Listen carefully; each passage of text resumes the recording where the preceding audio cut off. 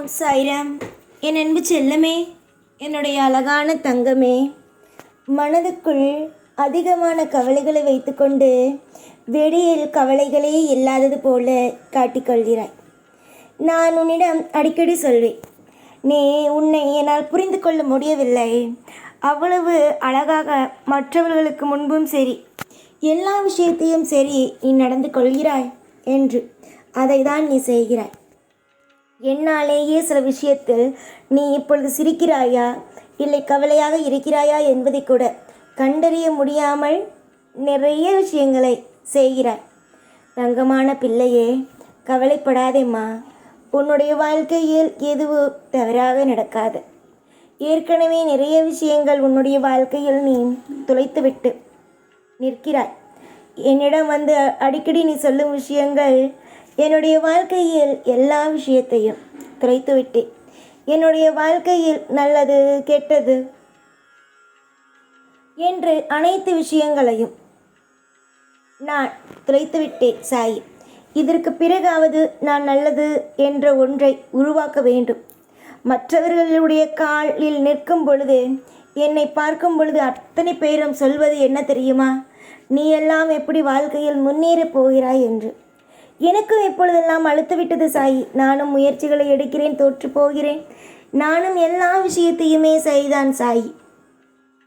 அழுத்து விட்டது. என்னுடைய வாழ்க்கையில் ஒரு நல்ல காரியம் செய்ய வேண்டும் என்றாலும் அது செய்கிறேன், ஆனால் அது வெற்றியை மட்டும் எனக்கு தருவது இல்லை என்று புலம்புகிறாய். தங்க பிள்ளையே, எதிலும் நீ எதையும் போட்டு மன வருத்தத்தை போட்டு அதிகப்படுத்திக்காதே. எல்லாமும் நல்ல விஷயங்கள் தான். உனக்கு இப்பொழுது சில சோகமான விஷயங்கள் நடப்பதினால் சோகமாகத்தான் அனைத்தும் நடக்கும் என்று நினைக்கக்கூடாது. நல்ல விஷயங்களும் நடக்கும். தொடர்ந்து முயற்சி செய்தால் யாரும் தோற்றுப்போக மாட்டார்கள். அது தெரியுமா, அது தெரியாதா? எவன் ஒருவன் அதிகமாக முயற்சிகளை எடுக்கிறானோ அவன் வாழ்க்கையில் தோற்றுப்போவது என்பது கிடையாது. இப்பொழுது இருக்கும் காலத்தில் வேண்டுமானால் தோற்று போகலாமே தவிர வாழ்க்கையில் எல்லா காலமும் தோற்று போக முடியாது. இன்று கடினமான காலங்கள், நாளை அதுவே உன்னுடைய வாழ்வில் சிறப்பான காலங்கள். அடுத்தவனுடைய உள்ளத்தையும் எண்ணத்தையும் தெளிவாக வைத்துக் கொள்பவன் என்றுமே ஜெயிப்பான். அதுதான் நீ. உன் உள்ளமும் தெளிவானது, உன்னுடைய எண்ணமும் தெளிவானது. மற்றபடி உனக்கு என்ன வேண்டும்? என்ன விஷயங்கள் வேண்டும்? நீயே சொல். உன்னுடைய தேவைகளுக்கு என்னென்னலாம் தர வேண்டுமோ, உன்னுடைய வாழ்க்கையில் நான் என்னென்ன விஷயங்களை எல்லாம் உனக்கு அமைத்து தர வேண்டுமோ எல்லா விஷயத்தையும் நான் அமைத்து தருகிறேன். ஒரு விஷயத்தில் கூட உன்னுடைய வாழ்க்கையில் இது செய்ய மாட்டேன், அது செய்ய மாட்டேன் என்று நான் சொல்வதே அல்ல. எல்லா விஷயத்தையும் நான் செய்கிறேன், என்னுடைய பிள்ளைக்கு நான் செய்கிறேன் என்றுதான் ஒவ்வொரு விஷயங்களாகவே நான் சொல்வதை புரிந்து கொள். எதுவாக இருந்தாலும் முதலில் தெய்வம் என்ன சொல்கிறது, ஏது சொல்கிறது என்பதை புரிந்து கொள். தெய்வம் ஒருவனுடைய வாழ்க்கைக்குள் வருகிறது என்றால் அவனை கெடுப்பதற்காக அல்ல. சில பேர் இங்கு சொல்லும் விஷயங்கள் எப்படி தெரியுமா இருக்கும்? நான் இந்த தெய்வத்தை வணங்கினேன், ஆனால் அந்த தெய்வம் எனக்கு உதவியே செய்யவில்லை. இந்த தெய்வத்தை நான் வணங்கியதால் தான் நான் இந்த நிலைமையில், அதாவது இருக்கும் நிலைமையிலிருந்து மோசமாகவே ஆனேன் என்றெல்லாம் சொல்வார்கள். எந்த தெய்வமாவது, முதலில் நன்றாக சொல், எந்த தெய்வமாவது ஒரு பிள்ளையை, அதுவும் தன்னை நம்பி வந்த பிள்ளையை பின் தள்ளுமா? ஆனால் இங்கு பல பேர், நான் இந்த தெய்வத்தை வணங்கியதினால்தான் நான் இப்பொழுது இந்த கஷ்டத்தையே அனுபவிக்கிறேன் என்றெல்லாம் சொல்கிறார்கள். அதை கேட்கும் பொழுது தோன்றுவது, இந்த பிள்ளைகள் ஏன் இந்த மாதிரி இருக்கிறது என்பதுதான். என்னை வணங்கி கொண்டு வேறு தெய்வத்தை வணங்கக்கூடாதா? இல்லை மற்ற தெய்வங்கள் வணங்கி கொண்டு என்னை வணங்கக்கூடாதா? எல்லா தெய்வத்தையும் மனதார ஒருவன் வணங்குகிறான் என்றால் அவனுக்கு நல்லதுதானே நடக்கும். நீங்கள் எதற்காக இந்த தெய்வத்தை வணங்கினேன் அதனால்தான் அப்படி நடக்கிறது, அந்த தெய்வத்தை வணங்கினேன் அதனால்தான் அப்படி நடக்கிறது என்று நினைக்கிறீர்கள்? நல்ல பிள்ளைகள் எப்பொழுதும் அப்படி நினைக்காதே.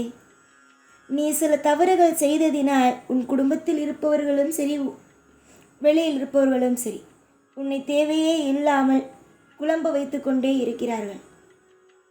ஆனால் நானும் உன்னுடைய வாழ்க்கையில் எப்பொழுதும் உன்னை தெளிவாக வைத்து கொள்ள வேண்டும், உன்னை எப்பொழுதும் சீரும் சிறப்புமாக அமைத்து அற்புதமாக வைத்து கொள்ள வேண்டும் என்று நானும் ஆசைப்படுகிறேன். என்னுடைய ஆசைகளை நிச்சயமாகவே நடத்துவேன். என்னுடைய பிள்ளைகள் எப்பொழுதும் சந்தோஷமாக இருக்க வேண்டும் என்று தானே நான் ஆசைப்படுவேன். அப்படி ஆசைப்படும் நான் எப்படி கவலையை மட்டும் உனக்கு தருவேன்? கவலையை தரவே மாட்டேன். அதை நன்றாக தெரிந்து கொள்.